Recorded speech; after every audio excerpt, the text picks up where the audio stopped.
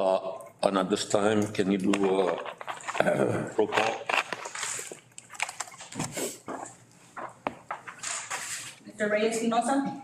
Here. Mr. Sammy Houston? Here. Mr. Cruz Mata? Absent. Mr. Victor Bonilla III? Present. Mr. Gabriel Espinosa? Absent. Mr. Vince Martinez? Here. Mrs. Peggy Young? Here. Okay, we do have a quorum. Item number 4, we have a moment of reflection.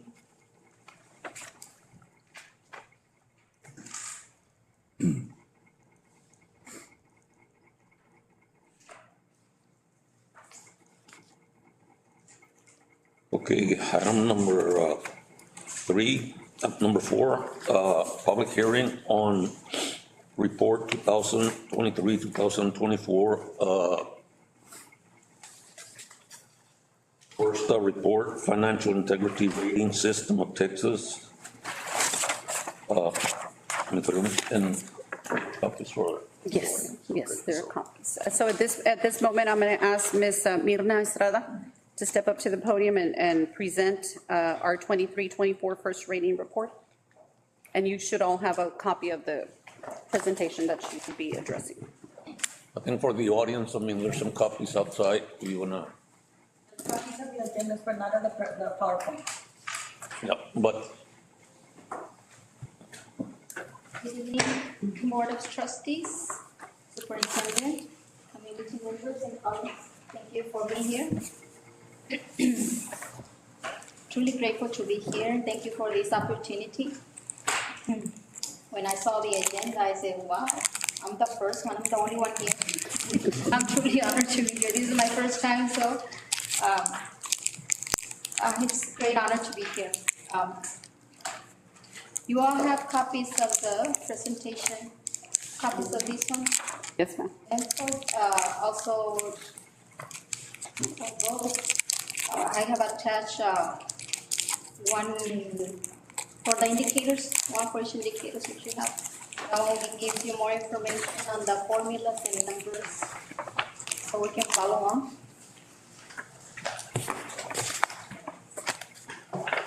And a copy of the presentation. All of that information is coming from the 2023 audit report. So I guess all of you should have a copy of all this one. Ms. Estrada, Ms. Briones, quick question. Since this is a public hearing, is there a way that what Ms. Estrada is going to go over can be put on screen or shared so that as people see what she's talking about, her presentation? Yes.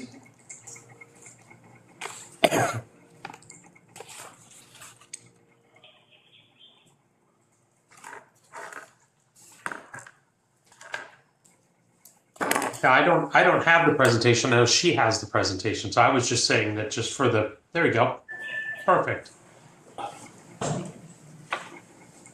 This is the district. Thank you, Jeff. report. From the audit report, like I said, it's going to be from the 23-24 Texas Education Agency first ratings report. And first stands for Financial Integrity Rating System of Texas. This is mostly the report card for the finance department.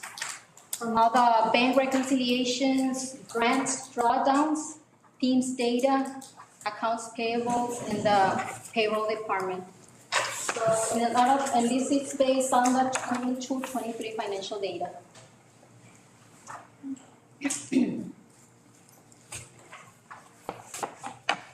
The purpose of school, first, its goal is to achieve quality performance in the management of school districts' financial resources. It ensures that Texas public schools are held accountable for the quality of their financial management practices and that they improve those practices. It is designed to encourage Texas public schools to better manage their financial resources, to provide the maximum allocation possible for the rate instructional purposes.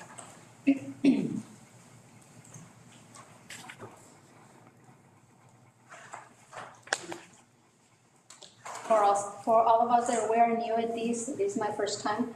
So these ratings are assessed by school district's first accountability rating system assigns 4 possible financial accountability ratings to Texas school districts. A is superior achievement, that is between 90 to 100 points. B is above standard achievement, 80 to 89 points. And a C meets standards achievement, 70 to 79 points. And an F, substandard achievement, that is less than 70 points. If the district answer is no to any critical indicators 1, 2, 3, or 4. Indicator categories. We're gonna see it on the on the report that it's 1 through 4 counts for 1 point each. And those are here critical indicators 1 through 4. And 5 through 14, 10 points each, solvency indicators. Financial, 15 through 21 indicators. Indicator number 1, we're gonna start with number 1 if you wanna follow, and then for the formulas that I'll be giving you. This number 1, it says, was the complete annual financial report and submitted to TA within 30 days of the November 27th or January 28th deadline? Yes, we passed that indicator. Our report was submitted January 27th, which is August 31st, our fiscal year meeting. Indicator number 2 was there an unmodified opinion in the annual financial report? We passed this indicator. Our goal is to have an unmodified opinion or a clean audit. A modified opinion is a report means that you need to correct some of your reporting or financial controls. Indicator number 3. Was the school district in compliance with the payment terms of all debt agreements at fiscal year end? The score here, we pass. The indicator 6 to confirm that your district has timely paid all the bills and obligations. The district did pass.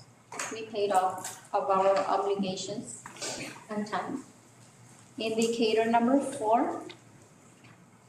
Did the school district make timely payments to the teacher retirement, Texas Workforce Commission, Internal Revenue Service, and other agencies? We passed this ceiling pass. The district did fulfill its obligations to the TRS, TWC, and the IRS to transfer payroll withholdings and other obligations required to be paid by the district. Indicator number 5. We have was a total net position in the governmental activities column in the statement of net position greater than 0. Yes, ceiling pass, our net position in August 31st, we end up with 9.5. A positive net position demonstrates financial solvency for the district. Indicator number 6. Was the average change in assigned and unassigned fund balances over 3 years less than 25% decreased, or did the current year's assigned and unassigned fund balances exceed 75 days of operational expenditures? Ceiling pass, for the 22-23 fund balance, we had at 6.9. The total expenditures less capital outlay test. For those two accounts, the difference is 24.3 divided by 365 times 75, that would be 4.9. Our fund balance, or we can do it by days. Our fund balance is 6.9 divided by the 24.3 equals 104.107 days. So we passed this indicator number 6. Moving on to indicator number 7. Was the number of days of cash on hand and current investments in the general fund for the school district sufficient to cover operating expenditures, excluding facility acquisition and construction? At least 90 days must be covered to receive the maximum points. Our score in indicator number 7 was 10 out of 10, so we passed. Our cash plus equivalents for this year was 9.03.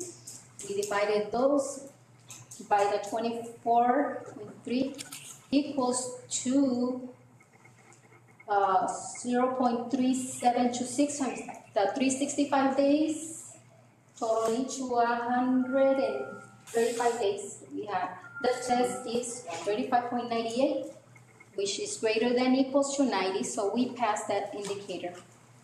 Indicator number 8 was the measure of current assets to current liabilities ratio to the school district sufficient to cover short-term debts. This indicator measures whether the district has sufficient short-term assets at the end of the fiscal year to pay off its short-term liabilities.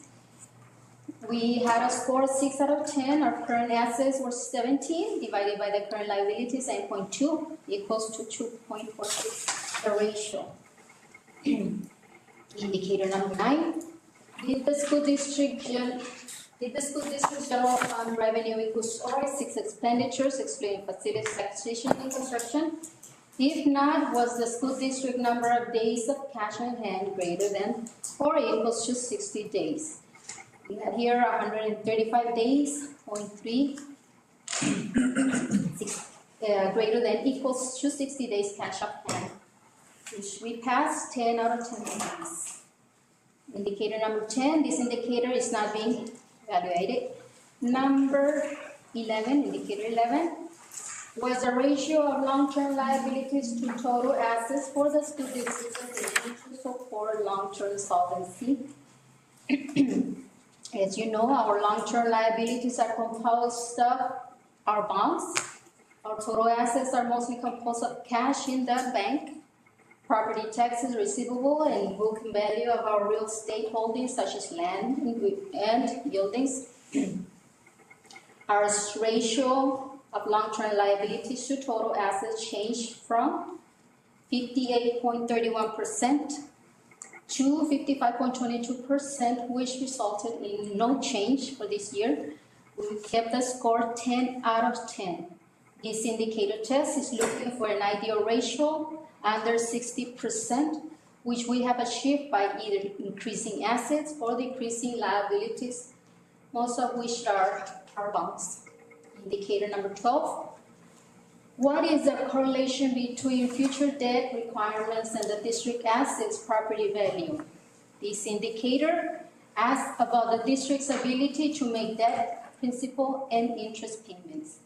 Our score here was 10, the maximum score out of 10. This indicator test is calculated by taking our total local revenue sources and dividing it by our total revenue. And the ratio is 0.9652. This ratio then is multiplied by our long-term liabilities, then multiplied by 100, divided by the assets, the assessed property value, which is 1.2, equals to 2.9535, the ratio. As the value of property in the district increases in value, this ratio should decrease. Our next indicator, number 13, was the school district's administrative cost ratio equals or less than the threshold ratio?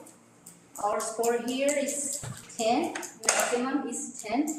For the school district with an ADA size between 1,000 and 4,999 to receive a full 10 points, the ratio needs to be less than equals to 11.51%, which is where they're highlighted item.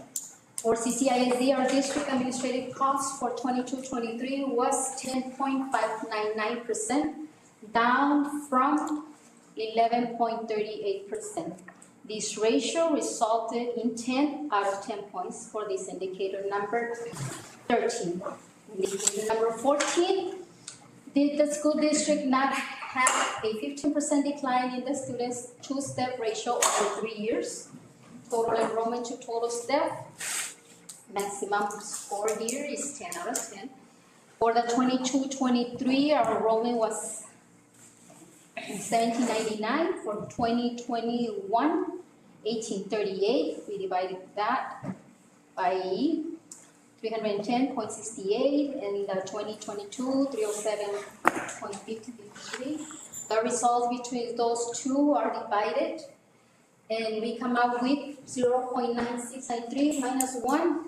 Our test is negative 3.07% ratio, and our enrollment decreased by 39 students. The decline in enrollment is occurring. The change in this ratio cannot exceed the 15%. For our next indicator, number 15, this is not being evaluated at the moment, so we score 5. Indicator number 16, the comparison of public education, or PIMS, data to land information in the school district's AFR resulted in a total variance of less than 3% of all expenditures by function. The ratio here is 8.28%. The sum of those difference between the PIMS and the AFR, the difference is 2.3. We divide that by the denominator that's listed there, 26.9, and it comes up to 0.0828, which is less than 3%. It's not less than 3%. So we failed this indicator. Indicator number 17, hopefully next week we'll do better on this indicator number 16. Indicator number 17, the external independent auditor report that the AFR was free of any instances or material weaknesses in internal controls and reporting of plans for local, state, and federal funds. The AFR reported no material weaknesses for this year. If the school district fails indicator 17, the maximum points and highest rating that the school district may receive is 79 points. Indicator number 18, the external independent auditor indicates that AFR was free of any instances or material non-compliance for grants, contracts, and laws related to local, state, and federal funds. Here we have 10, maximum score is 10. There were none reported in the audit report. Indicator number 19, if the school district calls or require financial information on its website in accordance with the government code, local government code, Texas Education Code, Texas Administrative Code, and other statutes, laws, and rules that were in effect at the school district's fiscal year end, got 5 points out of 5, so we answer yes. Number 20, did the school district administration and school board members discuss any changes and or impact to local, state, or federal funding at the board meeting within 120 days before the district adopted the budget? Yes, ceiling pass this indicator. If the district fails this indicator, 20, the maximum points and the highest rating that the district may receive is 89 points. Indicator number 21. Did the school district receive an adjusted repayment schedule for more than one fiscal year for an over-allocation of foundation school program funds because of financial hardship? We have this indicator, ceiling pass. When the district receives an over-allocation of funds, usually resulting from over-projected ADA, the district can still pass this indicator if the district pays back over the allocation within a 1-year period. The district may fail this indicator when they are not able to refund the state within a period of 2 or 3 years or more. We finish with all of our indicators. Now we have a first rating disclosure, which is required by the commissioner. Okay. We're gonna go one by one. Next slide. Number 1, first rating disclosure will be superintendents.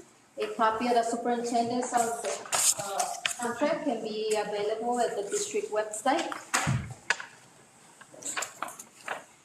Our next rating disclosure, which is required, we have there the reimbursements for the, I just have a copy, or one copy each, I just put it there for you. A different copy. It's very small. That's down. Which one is that one? It's here in the back. Because I know in your presentation, it's kind of small. Yeah, it's kind of small, that's I why. can't see it. And I gave you one with the It's in the agenda packet. agenda packet. It's a lot. Page 37. It's got It's on the numbers. agenda, yeah, on the packet or something. Is that, what page would that be? Also, disclosures for the 22, The agenda packet. 23 years, you can see we had election year, so it's between two. Ms. Ana Carlos provided. After the contract. information for me. Okay. All right. Move to There the it next is. line. Put it around. Next, rating disclosure. We don't have anything here, it was, 0. Next one, first rating, closure. We have additional information here. And that's, If you could go back to that page. I had asked you about the bottom part, Ms. Briones. Business transactions between board members and the district. How do you pay them? Can, How do you pay them? I mean, why are we reporting no? We didn't have any that year? that was this is reporting from the 22-23. This is what Ms. Ana provided for me, this number. So there was no work done by No, the report board members' family for that? is, that thing was done, I think, last year. This report is coming back from. 22, 23.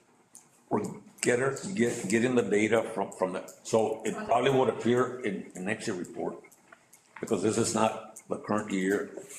That's So what, that would have been 21, 22, This No. is 20. if there was work done. This is 22, 23. 22, 23. So, Okay, because I just want to know how we're reporting that. You're behind. That's for transactions. That is the first reading, Monday. Those are for transactions between the school and the board member, right? So that would, what would that include? What would the school be paying the board members for? well, it doesn't deal with the paying of work, a board member for a transaction. Maybe their spouse? Contracted service. Contracted services of a board member and her husband doing work for the school. That's what, But, I mean, it's, The I don't business think that's. transactions is just the board member. Yeah, the business transaction is just the board member, not a business or not another entity outside of the board member themselves. So as long as the school district's not making any payments to the actual board member, there's gonna be zero across this, right? Now, whether somebody owns a company and the school district gets into a contract with the company, it's not here. It's only gonna be payments The board to member. Not the company.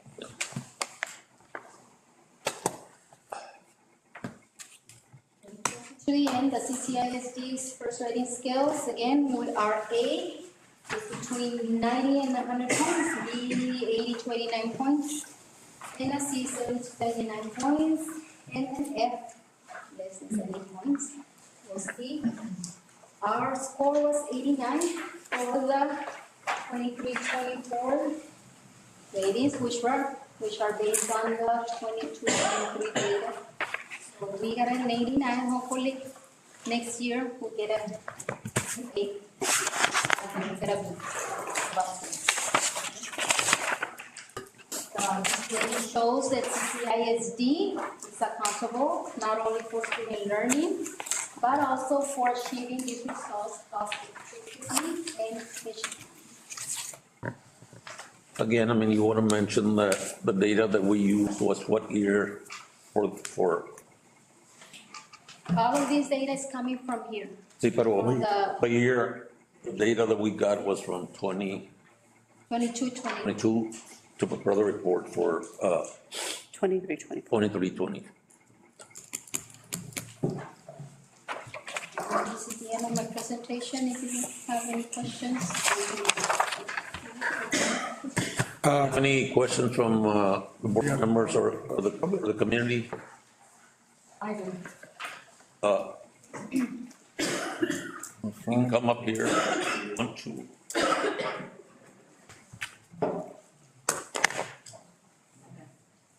I just think that these reports are coming in kind of late for y'all to take care of financial situation.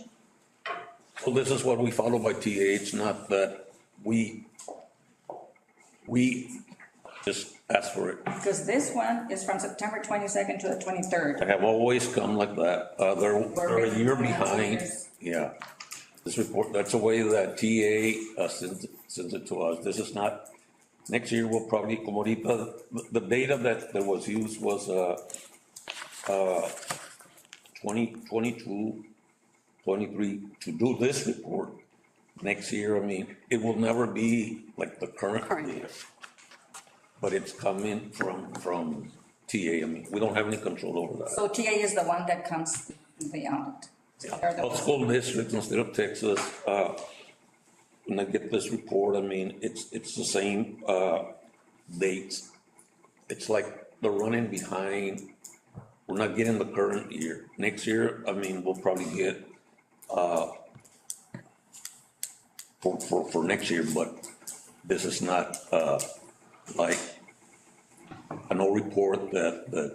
So there's no way that you can get it earlier because, I mean, No. you can avoid a lot of issues that are going on right now. Yeah, It'll catch up to us.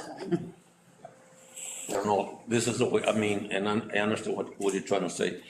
But this report that we It's a got, lagging report. it's like from a year behind. They always send it like that. Next year we'll probably get, the other one, or, yeah. All right, thank you. Thank you. I had a question on the report. Mirna? Yes.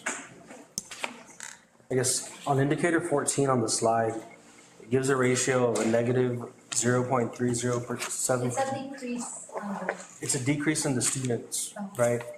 Now it's divided by the number of staff, right? So that's how you determine the ratio. Yes, sir. Does that mean that we're operating overstaffed for the amount of students that we have? Both of them decrease the staff and the students. That's what it was showing. But does that mean that we're overstaffed? Does that mean we have, Decrease from the prior year, the staff, it was,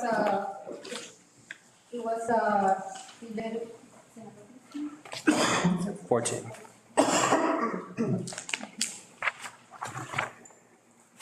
yeah, it decreased, from the prior year, the 21. Now the ratio went down on the staff and the student enrollment. So the answer, Mr. Martinez, is potentially yes. So when you have a decline in student enrollment, we have a responsibility then to take a look at our staff.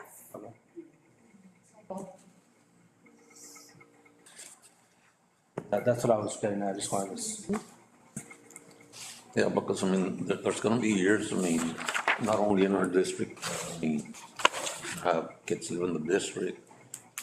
So, they want us to look also, okay, I mean, if you have 20, 30 kids left, you still have your same staff. I mean, and that's where sometimes we have to cut on staff members or what. Any other questions, for the public? Yes, I have a question, sir. In reference concerning, this is concerning indicator 21. It talks about if we got an adjusted repayment schedule in case we are over allocated, based on, of course, our enrollment, right? Why did we pass it if we did get an overpayment, over allocation? If I remember the chart that, what's the name of our financial, Mr. Solomon? Mr. Solomon, he put it up there. And for that school year, we did get an overpayment, which eventually came to what happened at the end of this past school year. So the overpayment was for the 23-24. Again, I mean, it's not. So we're not, this report is very specific to 22-24. I know, and it says there but that schedule that he gave us, that table, it showed that in that year, PA had over allocated monies to us. But the adjustment didn't happen until 23, 24. So we will not see that You response. know, they took out the money in 23, 24, or the beginning of this budget. They Ms. Briones? Yes, sir? Yeah, so the question 21 or indicator 21 really deals not with whether there was or wasn't an overpayment. It deals with the length of time to repay it. And so in that case, multiple years in a row, consecutive years in a row, we have been overpaid. But in each case, it They've was taken the money. repaid. Yes. They forced it to repay within 1 year, which means we passed Okay. that indicator. Got it. It's really not dealing with whether there was an overpayment or not. It's that you repay it within a certain period of time. And because they took the money from us from the following year, we repaid it in under a year. So with that being said, I guess, And indicator 21 is new. This is the first, 22, 23 is the first year they added. There used to be 20 indicators. This 21st one is brand new. okay. Well, that's what I was gonna ask, because if this was previously, I guess you could have been able to see when they were gonna take money out, because we were overpaid. But since that indicator is new, it wasn't they didn't know last year, so you weren't told whenever they're. Right. But either. If you read through it, I believe what it's saying is, for example, for our situation, which we've declared financial exigency. If we knew, we declared that and we figured out that this year was last year, and they were going to take $4 million from us, and we declared financial exigency ahead of time, we could go to the TA and go, I want to negotiate you not taking the $4.2 million all at once, because we've got a financial exigency. Can you take it over 2 or 3 or 4 years? If that was the case, then we would have You get 'em on potentially free have time. something in which we would have failed this indicator. But that isn't what happened. Right. Okay.